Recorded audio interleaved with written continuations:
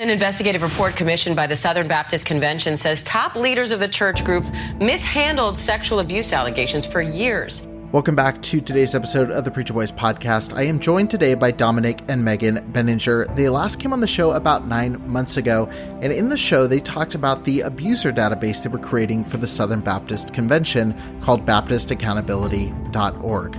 At the time of our conversation, they said they were creating it because, quote, no one else was doing it. Well, in recent days, we've realized that not only was the Southern Baptist Church creating a list of abusers within their denomination, they were keeping it a complete secret in order to protect their churches.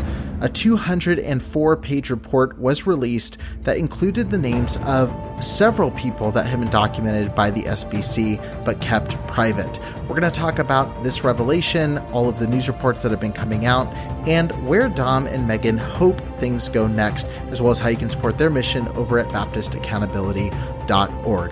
Their last episode is one of the most downloaded episodes of the Preacher Boys podcast to date, and I think through our conversation you'll understand why. They're incredible people with an incredible mission. Let's get into today's conversation with Dom and Megan Benninger.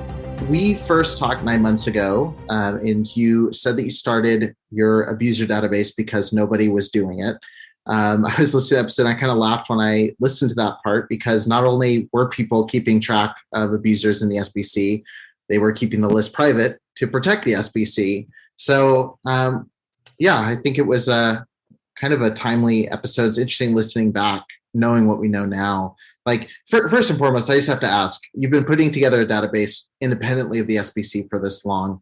What was your reaction to the news that the Southern Baptist Convention has been keeping track of predators within the SBC? Like, what's your reaction? What's your feeling right now? I don't even know where to start with this because it's rage. I mean, you name it, all the feelings, mostly anger of all sorts and levels. And yeah. I mean, this is something that has literally been consuming our life for, we've been live now for just over 2 years. And it's been so all consuming, just inputting data, maintaining data, interacting with survivors and things like this, all of this stuff. And to hear, in the SBC's report, they were leaning into a database that was maintained by, I think it was the state of Texas as early as 2004, and that the EC had their own database that they'd been using from, I think it was between 2007 to 2022, if my memory serves me. So all of the information that they had that they would not share, forced other people, yourself included, right, to try and document some of this stuff. About 2 years ago. Yeah. So, and the sick, it's just so sick. I mean, the disregard for children. It just. It's what's infuriating to me, because what's interesting about the report is reading through it, and I think you've expressed this as going through this. I've expressed this, I was watching an interview with Ashley Easter from 2019 with ABC when I think it was the Houston article first dropped detailing a lot of abuse. And in her interview, she said, survivors have known about this for years. Like, advocates have been talking about this for years. I myself knew about the abuse going on in the Southern Baptist Convention for years. The leaders of the Southern Baptist Convention knew about this abuse happening for years. That's 2019. I listened to our interview with the same network, this last week. And she said, survivors and advocates have known about this for years. None of that was a surprise to you. Not only did survivors and advocates know this for years, but pastors, leaders in the Southern Baptist Convention knew this for years and purposely tried to hide these details. And I think the part that makes me the angriest about this list, yes, the abuse that's detailed, but that's not particularly surprising at this point. Like, we know that that's there. So it's a consistent rage that's been carrying on for a couple of years. What's frustrating now is you're seeing people like Albert Mohler, you're seeing people like J.D. Greer, you're seeing people that are, coming out and making these statements about what a shocking and disturbing read this was. The president of the Southern Baptist Convention, was talking about how, on a news report, he was talking about how these allegations were ignored, that they were pushed down. And when the reporter asked, who was pushing these allegations down, he said, that's a question we're asking ourselves. Were these accusations ever brought to your attention? Well, the rumors were always out there that these things were happening. There were several attempts made at our convention meetings to bring this to light, but they were very successfully pushed down. And this report was long overdue. Southern Baptists asked for this, demanded this, and put in place for myself as the new president to appoint a task force that ultimately would hire the firm to investigate. And then we had to go through an arduous process of removing all legal barriers so that investigation would be thorough and complete. And I believe what we have is a revealing, and a very rare revealing, from the grassroots Southern Baptists to say what's really going on here. Now, you say rumors were swirling for a while, but were pushed down. So I have two questions there. Pushed down by whom? And if the rumors were swirling for a while, why did it take this long to bring them to the surface? Well, that's a good question. We ask ourselves the same question. As I said, this is long overdue. But I say swirling. People, victims and survivors would give testimony, or they would say, or even our own messengers would bring resolutions over the years to try to address this issue. But it's a painful issue that's easy to set aside for people. There's still this kind of pushback to accountability. It wasn't me. It was somebody above me. Right. So it wasn't my fault. Yeah, it was the see no evil, hear no evil, speak no evil, that whole trope. I knew about it, but it wasn't my responsibility to do anything about it. That's what we come up against all the time. Yeah, and that mentality is exactly what got the SBC into this issue in the first place, right? Oh, it's someone else's problem. We're just going to keep on trucking, and someone has to deal with this. And it goes down to an individual level of everyone is responsible to do something, to speak out on this. Right. Yeah. I mean, it's wild too. The people, first of all, I don't buy that the president of the Southern Baptist Convention was completely caught off guard by this. But, when you're reading, the person who created the list, Augie Bodo, he's the guy that's in charge of putting this list together. And he's the one that was pushing heavily against there being a list put together in the first place. So like literally the people who are running these documents and trying to create these systems are the people that are pretty opposed to any kind of victim focused efforts whatsoever. It's mind-numbing. Yeah, it's hard to make sense of at all. But it's, like I said, the thing that's enraging is, Albert Mueller's, the briefing on it. He puts aside all responsibility. He talks about, God's wrath being shown on the SBC. He's actively protected people like CJ Mahaney, so it's like, there's no clear, yes, we messed this up. How did it go by for so long? Is because so much of this was in the darkness. But, Tony, you asked the question. So I've got to tell you, the even greater tragedy is some of this was in the light. A lot of this should have been known. A lot of this was known. People, when they did know, did not respond rightly. They didn't speak on behalf and act on behalf of those who were the victims. Instead, they, one way or another, were complicit in covering it up. Robert Jeffries, the pastor of First Baptist Church of Dallas, he was apparently interviewed on Fox News yesterday, I believe, and I have not watched that yet, but I saw this put out on Twitter. He put out, watch my interview. This report is absolutely horrific. And look, I hope it's going to be a wake-up call for churches to adopt the kind of policy we have at First Baptist Dallas, and that's a zero-tolerance policy for abuse and harassment. And at our church, we have mandatory background checks for everybody working with children, both volunteers and staff members. We have mandatory reporting to law enforcement officers if there's any sign of abuse whatsoever. These things don't guarantee an elimination of problems, but they will sharply diminish the problem. And Shannon, I know the argument. A lot of Southern Baptists say, well, our polity doesn't allow that. We can't have a denomination telling local churches what to do.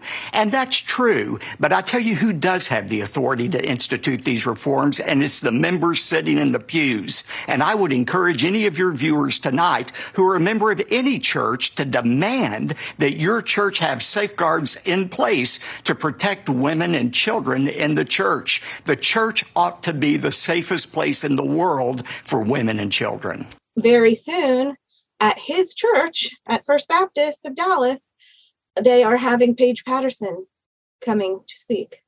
No. And I'm like, no.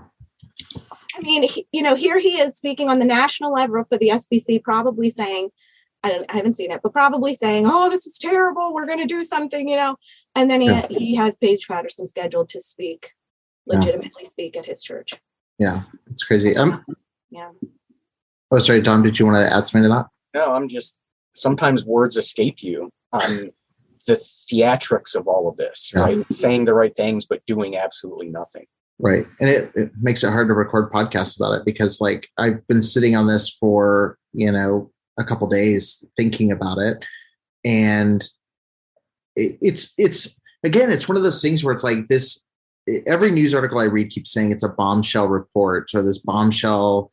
And I'm like, it's not. It's just, it's like a forced confession of like, yes, this is what it was. But I don't have confidence that this means anything. I don't have confidence that it's going to evoke some kind of change because it's not new information. It's new information, I think, to the Southern Baptist lights. I think the people that attend, some of these churches who, don't stick their nose into anything outside of a Sunday service, they're not going to know. But for anyone who's a faithful SBC person knows this. I think at this level. I mean, do you think that's right? I mean, I'm not a Southern Baptist at this point, so. Well, I wouldn't say. Actually, the people at our church were totally clueless. Nobody. I don't think they follow any of this. No.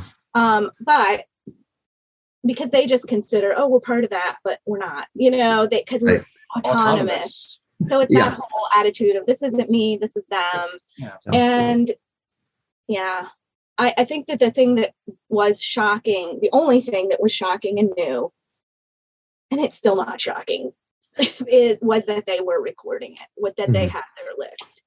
That does shock me a little bit. So I was not shocked that they were aware. I was shocked that there was an actual list because they're so focused on self-preservation. The fact that they'd have a paper trail of this is weird. So I was surprised there was a formal list, but I wasn't surprised why they had it. I wasn't surprised that they were protecting themselves. It was I was surprised they had an Excel spreadsheet with a list of the things they were covering up. So that seems like a big mistake. But there's so much documentation, even for this report. I mean, they really felt untouchable. Yeah. They really thought that they could. I mean, I think they kept it hidden to a degree, but there was so much coming out that it, was so obvious. I really think they just thought, no big deal. We have this recorded. This doesn't mean we're not responsible. Yeah. Yeah. And it comes down to that level of disregard for the, at the end of the day, it's about people, right? Mm-hmm. And these things affect real people. And, taking Kristy Brown's story, of how she had been literally battling this for years and years before we were even aware of it. And just to see it documented, every story seems right till you hear another competing story, right? And we heard Krista's story in her book and we're like, oh, this is terrible. And then to see the flip side of it, that they were aware of her story, they'd given, kind of credence to her story, and that they were actively, working to shut her down, seeing that other side of it, it was very discouraging. And not informing the church where her abuser was still active for so many years. Just a deliberate decision to do nothing, not help and support those who have been harmed through the actions of these people. It was disgraceful. Right. Well, with this idea of the Southern Baptist Church being untouchable, you mentioned that. I sit here going, and I do this with the Independent Baptist world as well.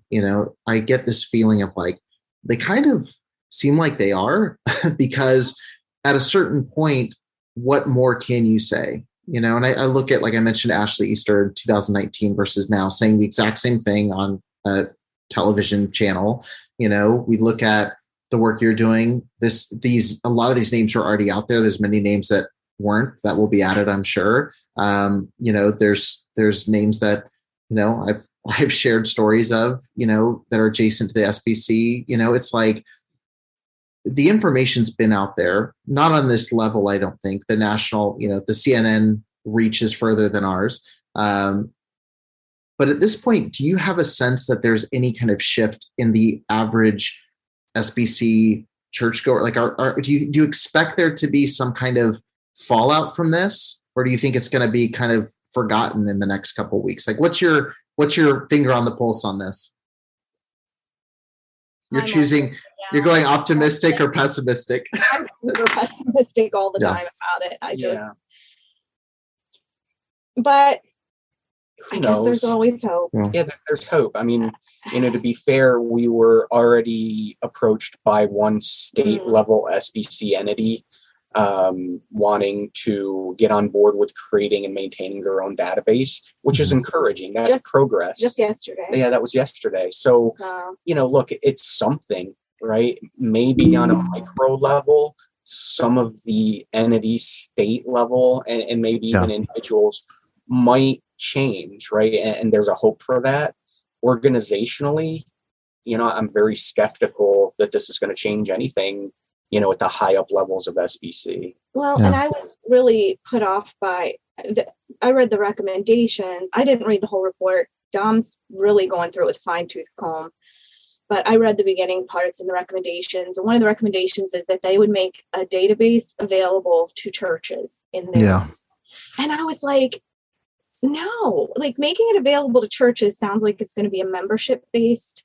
If you're a member, you'll have access to the database. But once again, that's the leadership having access. It's protecting still the leadership versus me going into a church and saying, hey, I'm going to put my daughter in this nursery. How does this church handle this stuff? Exactly. It's not a publicly available. And they'll probably, I wish that we could talk to them about the legal aspects, but if you're going to go strictly with protecting yourself and what the lawyers suggest, they obviously are going to suggest what's the least risky for you. Yeah. And that's what lawyers do. They try to protect you because you're paying them to do that. Yeah. But that doesn't mean that's what's morally right. And there is a risk, and we're taking a huge risk doing what we do. There's always a risk. But are children worth it? I mean, you're huge. You have plenty of money. Yeah, right. You need to face this. You need to take on the risk because you did this. You harmed people. Yeah. And there's something that's still standing out as a significant need, and that is having some form of entity that is not necessarily controlled by, the SBC or the IFB or any organizational oversight, right? That can field testimonies and stories of survivors that may not have fit within, say, statute of limitations. And there's still a huge, I believe we're dealing with the tip of the iceberg. Yeah. And we're still being contacted by survivors that are like, look, this happened to me, and there isn't a blasted thing I can do about this. And the person's still in the pulpit. They don't know how to, because our database right now, we do require some form of documentation. Yeah. And that's such a hard thing because a lot of people, unless you really talk through it with them, they don't even understand what documentation could be. Like, we're not talking, you have to have a newspaper story, but and then some people don't have for child sexual abuse. There's almost never evidence unless you have an email screenshot or something. But years ago, if it happened 20 years ago, there wasn't even email. Right. So there isn't documentation, and it's so hard. Well, and there's also this, like I took a screenshot, and I'll share my screen, even though this always ends up being a total mess when I start sharing screens.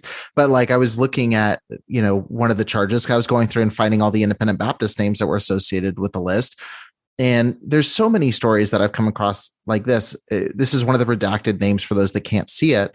But it says in 2004, blank pastor of blank church described as a compound was charged with sexual assault of 2 teen girls.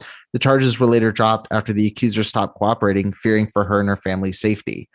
So this person's name is redacted because it can't be, there was no follow through on it, but the story from the children involved is that we're scared for our safety. We're scared for our family going up against this guy. So like, what category do we put these people in, And again, putting my like Christian hat on for a second, or my Bible hat on for a second, it's like, isn't this where like the above reproach thing comes into play? Like where you've got somebody who's been accused by two different teenage girls, but who are now saying they're scared for their own safety. Like, how do we protect those people? And it's, again, I think this is something where, like you mentioned, there's the legal thing to do, like the safe legal thing to do, I should say. But then it's like, what's the right thing to do? And I think in the independent Baptist world, like how many times I've heard stories of, kids that come from a family with, one single mom, there's drugs in the house, like they're, they have no resources available, and they have to somehow stand their ground against a multi-million-dollar church with a pastor who has half the community behind him. Like the odds are not in their favor in those cases. And so, again, this is something that I think everybody has their own, I guess, risk tolerance with this stuff of like what they want to do, what guidelines they put in place. How do you handle potentially false allegations, which is such a small percentage of allegations, and again, I look through the list of redacted names. I'm like, how many are currently in ministry that we don't see? Like how many names will we recognize going through that list? It's just difficult to reconcile that. And also like, nobody has more money to go through litigation than the SBC. That's like the thing. That's what drives us nuts, because we are constantly weighing our risks with it. Are we going to take, put this entry up, not, whatever. And it's like, and we're on polar opposite. I'm always the one that's like, do it. Dom's like, but we can't lose everything. I'm like, I know. Yeah, so it's just tension. And it's not, and his thing is also like, it's not our job. Like I know, but nobody's doing it. It is their job. It is their responsibility. Yeah. It is their legal and financial risk to take. Yeah. And I don't, in our circumstance, and maybe you've been through the same thing, maybe not, getting cease and desist lawyer emails and messages and letters. And, they come out swinging like they're lawyers. If you put something out there that says, Pastor blah, blah, blah did blah, blah, blah X number of years ago, their lawyers go for the throat, and that just should not be. I mean, core tenets of Christianity, what side do you believe, Christ would be on? Would he be on the side of these, ravenous, frothing at the mouth lawyers, or would he be behind, the people that have been legitimately harmed and abused? Right. So where do we go from here? Because there's a list of recommendations, and this is probably the question. I mean, this is a question that everybody's asking, and I think some are asking because they have to now. You've got the president of SBC that's like now in damage control mode, and saying, well, we got to get to the bottom of this, But there's also people, I think, who are sitting there going like, what do we want to see happen? So you've been working on a list. I agree. There should be some independence in how the list is managed. Like, I don't feel comfortable with a curated list created by the people that have been covering it up. What would you like to see happen? Like, if you were going to write a list of recommendations as people that have been doing this for a while, like what would you want to see on that list, and what actions would you like to see taken over the next year or so? We would probably have very different opinions on this, actually. First, you go and first. then you can. Okay, so I would say definitely a fully public list, fully publicly available, no fee charged, no, obstacle of any kind to get to this information, first of all. Mm-hmm. And yes, include allegations that have any kind of credibility whatsoever. Legally, the CDA 230 would cover the reporting of allegations. I mean, it's what covers you for doing your podcast. It's what covers us. It's reporting people's stories that should be covered under the law. Not saying no one's going to try to sue them, but they're going to have a standing because of CDA 230 that you can report their testimony, what they have said, and it doesn't fall back on you as the reporter of the information. Content provider. Well, much like Facebook. Somebody mentioned this to me, who's a lawyer too, and he just said anybody can sue anybody.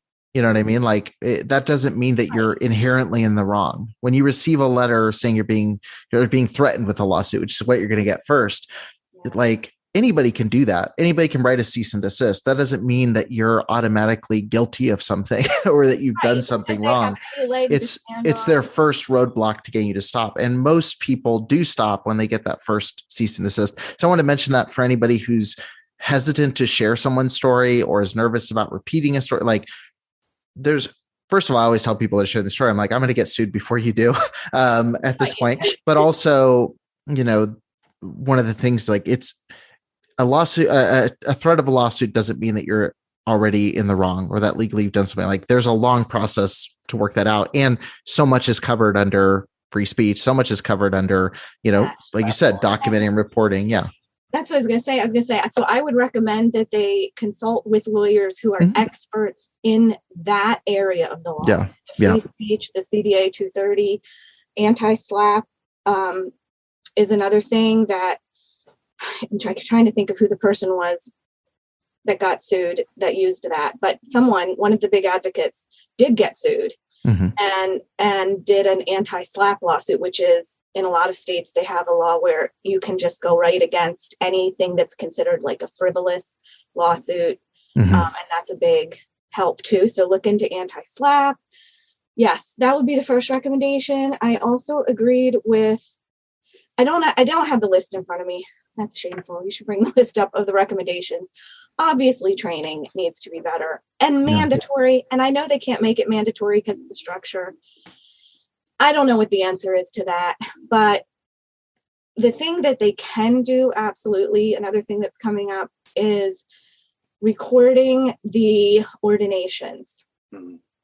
And I'm going to do a blog post on this soon because I want to show the documentation of the back and forth of what I went through trying to get a certain pastor's ordination revoked. I was helping a victim who has been working with the, executive committee, everyone, all the high ups for years. She's been working with for this and asked me to get involved and help.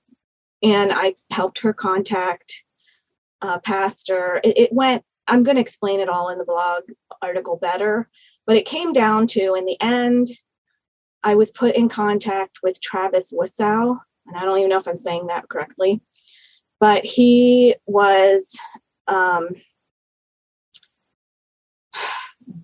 don't have my information again right on it, but if you Google him, you'll find it. But he was somehow in the executive committee, and he was kind of in charge of abuse, the issue of abuse. And I just brought my concerns to him about this particular offender and how he is, still out there. He still has an ordination. We're trying to get it revoked. How can we do? I said, I know I've researched enough now and been through the mill with another couple pastors for months. The only way to get an ordination revoked, according to the SBC, is to have it revoked by the originally ordaining church. Well, many of those don't even exist anymore. And if they do, in the case that we were dealing with, the church did exist, but nobody presently there remembered this guy or knew of him. So they refused to, and there was no record. They had no record of his ordination because nobody records it. And so they were like not willing to deal with it. And then we found the pastor who had originally ordained that pastor, who wasn't at the church anymore, but he's still alive. He's in his 90s. And he wasn't willing to do anything. He felt that it was the church's responsibility as an entity, not his personal. So nobody wanted to take responsibility. And again, it wasn't recorded anywhere. There are some amazing articles written that I'm going to link to in this blog post that I do, that one author said a ham sandwich could be ordained in the SBC church. And that's so true. Like there is zero qualifications. And we didn't know that as SBC members for 12 years. You just assume that if someone's a pastor, they've been through some sort of training, or you assume they've been to seminary. No, there are no qualifications whatsoever. Any Joe Blow off the street can come in, and if he's charismatic enough and good with people and knows the Bible somewhat, he can be ordained. Which isn't even a requirement. Like, if the board likes someone, they can ordain them. And, that played out in the church where I was on the board of, we didn't dig deep. We didn't, nor did we have to before we would ordain someone. I mean, that's a whole other, I think, issue is the ordination process within Baptist churches. And the hard thing is, because of the structure of the SBC, can they enforce? They can't enforce anything. They can't enforce, that a church have certain requirements to become ordained. They can't, but they can keep a record of ordination somehow, at least try. And also the idea that they can't do something like that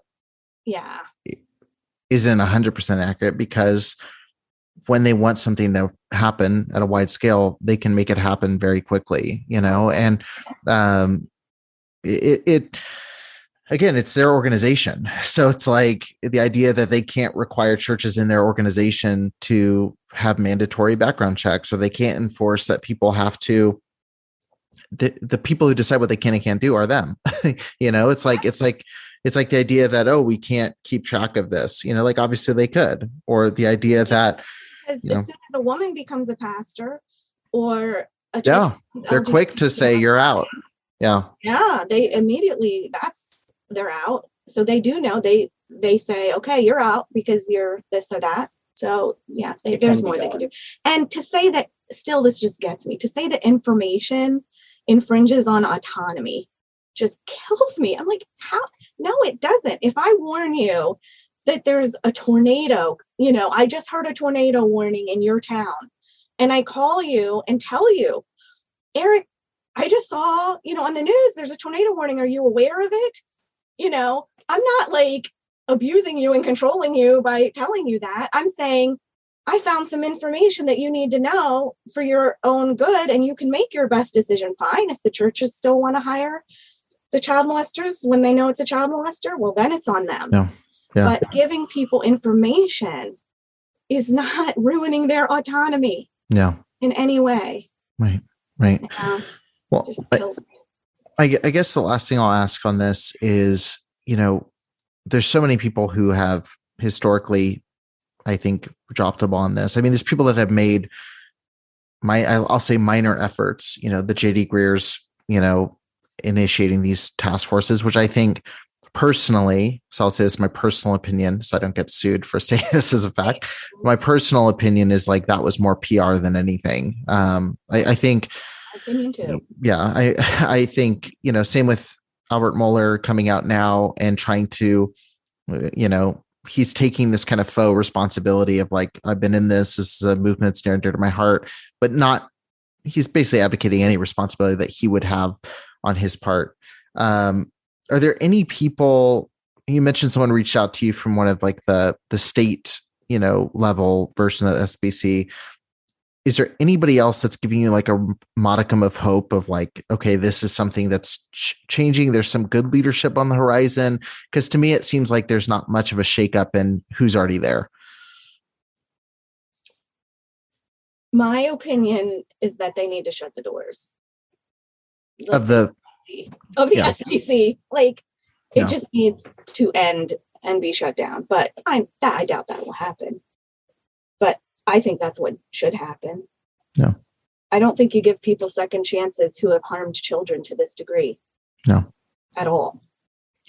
Yeah. And I didn't, like, I let you go and I didn't answer, but I mean, I'm going to come back to, there needs to be some type of, I should have used the word organization because that implies that there is some tie to the SBC, which, the SBC should be funding some organization that is external and not controlled by the SBC. No. And I'm going to use, the example of Rate My Professor, some type of organization or service like Rate My Professor needs to exist to field allegations against anyone within, the SBC as an example, but I'm going to open that up to like all Baptists, IFB, conservative Baptists.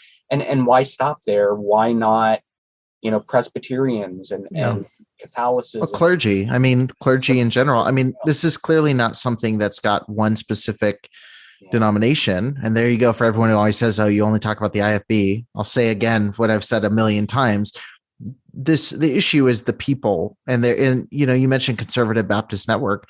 Many of those guys who are in that part or that camp of the SBC are former IFB. Like many people, I know a missionary who visited our church in the IFB who's now like, we're conservative Southern Baptists. It's the same thing, but yeah, I agree. Some kind of site like that would be helpful. I didn't want to cut you off, but I wanted to say that it's when you get caught in one of those, they just move to another one. Well, the church rebrands as, our church at Oakwood was Conservative Baptist. Now it's SBC. I mean, there'll be something else next week, these games have got to end. And taking that as a, kind of the higher level or the big picture, the single pane of glass, I think is absolutely critical to allow survivors of abuse to be able to bring these allegations up, to be heard and listened to without that threat of, Pastor blah, blah, blah, and his army of lawyers, are going to come against you. Like there needs to be some protection for these people so that they can share their stories so as to protect others. That's kind of my answer. Well, and in the IFB, they have the Christian Law Association, and I would love to see some variation of that for people who are still within the SBC I would like to see some variation of that is using those funds for victims, like the Christian Law Association defends churches, but, I look at like Faith Baptist Church in Wildemar, where I was just at a protest like last week, the Christian Law Association is protecting the church against decades of allegations with 7 or 8 victims that have actually come forward with, actually pursuing a lawsuit. That's not counting all the ones that don't want to touch one because of the issues I mentioned earlier. But it's like the SBC. Why is there not, we have this Lottie Moon offering, why is there not an offering for a fund for survivors' legal fees? Or why isn't there an offering for, funds for protection of those who do come forward against people? I mean, you look at stuff like Prestonwood Baptist Church, like I would be intimidated to go on as a one-man mission to share my story, these are massive churches that are being mentioned, so on a tiny side trail and just say how much the Lottie Moon offering ticks me off though, because episode 2. Here we go. Just real quick, in the name of a female pastor. She was a female pastor. At least she was good enough for foreigners. Well, that's the only people that women can preach is to foreigners on the mission field. But she's good enough for them to use to raise millions of dollars every year. Yeah. In her name. Right. And that never occurred to me when we were in Southern Baptist Church. I'm like, women aren't supposed to be pastors. No. We have the Lottie Moon offering. It just doesn't connect until it does. And then you're like, right. How hypocritical can this be? Yeah.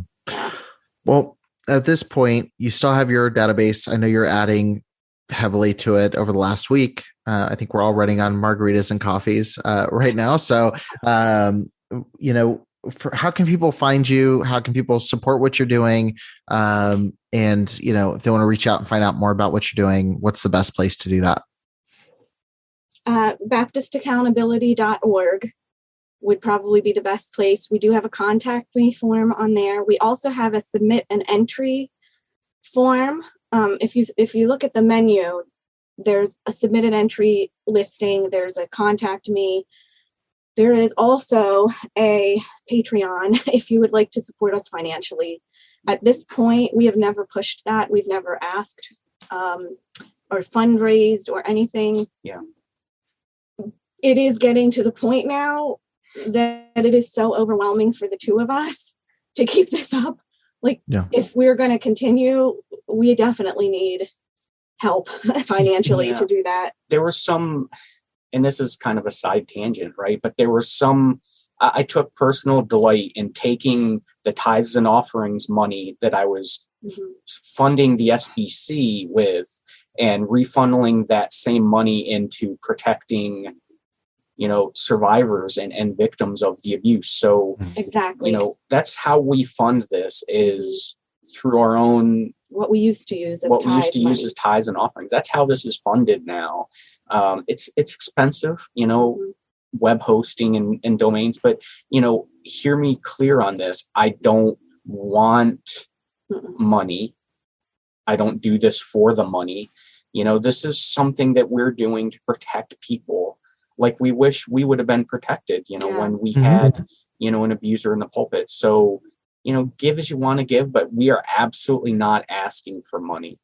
Yeah. Other than just saying it is getting overwhelming for the two of us, it would be nice. Yeah, it's a lot of work. Be able to have some other help, with data entry, with research, things like that. Going down to numbers, right? There were 550 names on this list that was provided by the SBC. Redacted. There were 700, but a lot of them were redacted. I count 550, that may be give or take.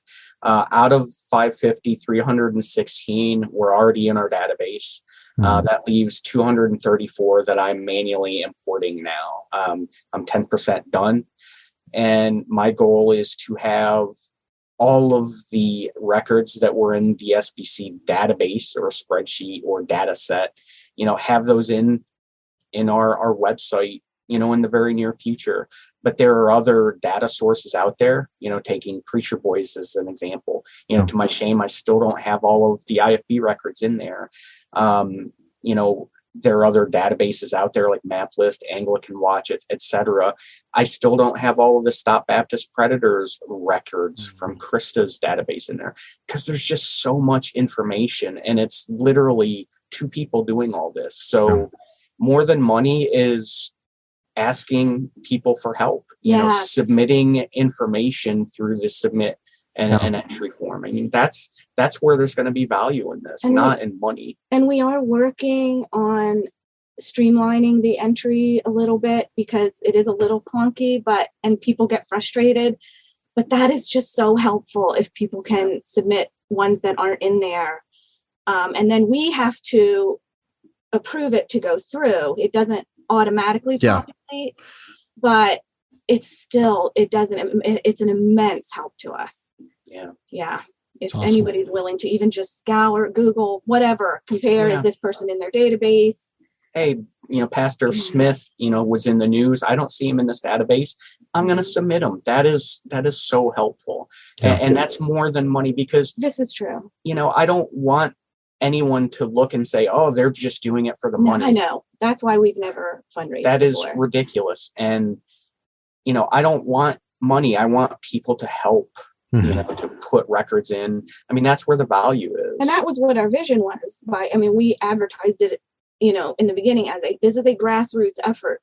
We're making the platform, but we need you, everyone who cares. Well, enter the information. It takes a village, and that's what I kept seeing with and that doesn't originate with me, I don't think, because I've heard people say it takes a village to abuse a child, and I think that's what came to my mind. The first thing when I saw the list, I was like, it took a village to keep this abuse covered up. And I think on the flip side, it takes a village to protect children as well. And I think the more people that can come in, it's why I love that, you do a database, I try my best when I can to update mine. That's like a side thing of everything that I do. So it's not as aggressively updated as I'd like it to be. But it's something that's there. It's more than what existed before. And I encourage everybody. I just became a patron while you're talking. So thanks for giving a long answer. But no, for anybody who's listening, like at the end of the day, I know there's not a lot of money in advocacy work. I think I have a pretty good job. I look at, I look at all the different ways people make money. I think the dumbest way would be for me to do the Preacher Boys podcast to become a millionaire. That's not going to happen. I think since we started 2 years ago, I'm almost 100% sure that we have had donated less than $100 total to this. If that's what I'm saying. And that's okay. That's fine. But we're just saying, we want. What you're saying is you want more. No, what we're saying is it's unacceptable. We're having an offering right now. Pass a bucket and that's we never wanted. No, and I get it. I back and forth of it would help. Yeah, but the help would help more if data would be more helpful. Because then we wouldn't have to hire somebody to help us. Yeah, I mean it's literally just us entering stuff, and people have graciously come forward and helped. To put records in just as a volunteer. And that is so helpful because it's literally just us maintaining this thing. And, if it comes to it, like we're financially backing all of this and we're grateful to do that because it's necessary to do that. And, if push came to shove, it's more important that people would submit records than donate money. We're grateful for both. We're doing this regardless. If it came down to that, we're still going to do this. But that's what helps us is people entering records. Well, look, I'm going to say what you can't say, which is if you're listening to this, support in both ways. I think that, again, like I said, I mean, I know for myself, like this is a full-time job, like, and I know for you, it's a full-time job, especially, and it ebbs and flows. Like, I'm not saying that, but there's plenty of 60-hour weeks, that come in randomly. And so, I think like any job, I don't have, and I've talked with Ashley Easter about this a lot when I've had her on. I don't think people need to feel bad to be paid for what they're doing. I don't think, and I think how you positioned it, I think if we're looking at putting money toward a multi-million-dollar organization like Southern Baptist Convention that is actively covering abuse, me personally, I'd rather take that money and put it toward people who are actively fighting abuse. And so for people listening, like it takes 2 seconds, patreon.com/Baptist accountability, or you can go to baptistaccountability.org. Like, find people that you can support. I didn't even know you had a Patreon until you said it just now and Googled it. But yeah, it's and I know it feels wrong. Like I face this all the time. It feels wrong saying, "Hey, can you support this?" But it's at the end of the day too, this takes time away from your actual job. It takes time away from your family. It takes time, I understand that, on a personal level, what that's like. And so for people who are listening, like, take the time to support $1, $5, $10, take the time to support, submit entries. You'd be surprised. Well, you wouldn't be surprised. People listening would be surprised how often someone will say, "Hey, why is so-and-so not in your list?" And I go, "Cause I've never heard of them." Like people, you might assume you have this story that's very personal and deep to you and everyone knows about it. They probably don't. So don't be afraid of submitting a second entry or letting someone know, like it might be first time news for them. So one of the two ways, go in and support, try to help, and also just share this stuff when it goes live, because it might help somebody else. But I just want to say thank you so much for the work you're doing. We don't talk enough. I know it's because we're busy, but you're another group of names in the advocacy world that I just feel bad, that it takes these things to connect us again. But I really appreciate all the work you're doing. It's amazing. Thank you, Eric. We really appreciate you too so much. Yeah. And it does take a village, right? I mean, lean on the Preacher Boys database. We lean on other databases that are out there that are foundational to what we have done. The Houston Chronicle, their data set, Preacher Boys. I mean, it really does take a village in this circumstance to raise awareness and to get information out there. So, we appreciate that. Thank you so much for listening to today's episode. Be sure to head over to baptistaccountability.org or patreon.com/Baptist Accountability to support the work of Dom and Megan Benninger. You're not going to regret it. Thanks so much for listening, and I'll keep you posted as more developments come to this story.